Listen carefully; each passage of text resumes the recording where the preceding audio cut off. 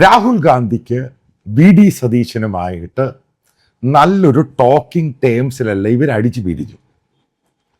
ഇതാണ് ഏറ്റവും പ്രധാനമെന്ന് പറയുന്നത്. കോൺഗ്രസ് പാർട്ടി എന്ന് പറയുന്നത് ഈ പറയുന്ന രാഹുൽ ഗാന്ധിയാണ് സോൾ ആൻഡ് ഹോൾ, അയാൾ തന്നെയാണെല്ലാം. അതിനകത്ത് സോണിയാഗാന്ധി ക്യാൻസർ പേഷ്യൻ്റായിട്ട് ബെഡ് റിഡൻ അല്ല എങ്കിലും അവരിതിനകത്തൊന്നും ഇടപെടുന്നില്ല. പ്രിയങ്ക ഗാന്ധിക്ക് പ്രത്യേക റോളൊന്നുമില്ല.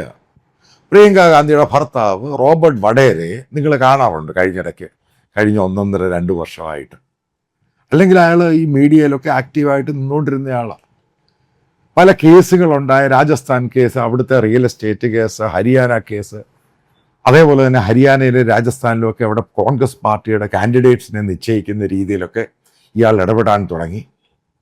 അവസാനം കോൺഗ്രസ് പാർട്ടിക്കകത്തുള്ള നേതാക്കൾ ഉൾപ്പെടെ, ഇൻക്ലൂഡിങ് KC വേണുഗോപാൽ തന്നെയാണ് അതിൻ്റെ ഇനിഷ്യേറ്റീവ് എടുത്തത്. രാഹുൽ ഗാന്ധിയെ കൊണ്ട് വടേരെ അങ്ങ് ഒതുക്കി. അത് പ്രിയങ്കയ്ക്കും പ്രശ്നമായി. അപ്പോൾ പ്രിയങ്കയുടെ ധാരണ അത് KC ആണ് ചെയ്യിപ്പിച്ചതെന്ന്. പക്ഷേ അത് കോൺഗ്രസ് പാർട്ടിക്ക് അന്ന് ആവശ്യമായിരുന്നു. ഈ റോബർട്ട് പറയുന്ന വടേരെ എന്ന് പറഞ്ഞ ആളെ കംപ്ലീറ്റ് ആയിട്ട് അങ്ങ് സൈഡ് ലൈൻ ചെയ്തു.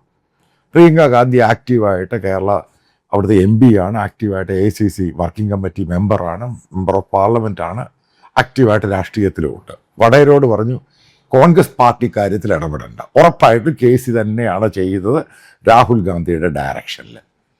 ഒരൊറ്റ പാർട്ടിക്കാർ സീനിയർ ലീഡേഴ്സ് ഇപ്പോൾ വടേരയുമായിട്ട് യാതൊരു ബന്ധവുമില്ല. എങ്ങനെയാണ് ഞാൻ പറയുവാണോ കാരണം പ്രിയങ്ക ഗാന്ധിക്ക് ഒരു സേ ഉണ്ട് കേരളത്തിൽ, വയനാട് MP ആണ്.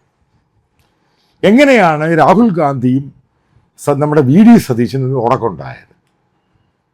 കോൺഗ്രസ് സർക്കിളിനകത്ത് വലിയ ചർച്ചയായത്.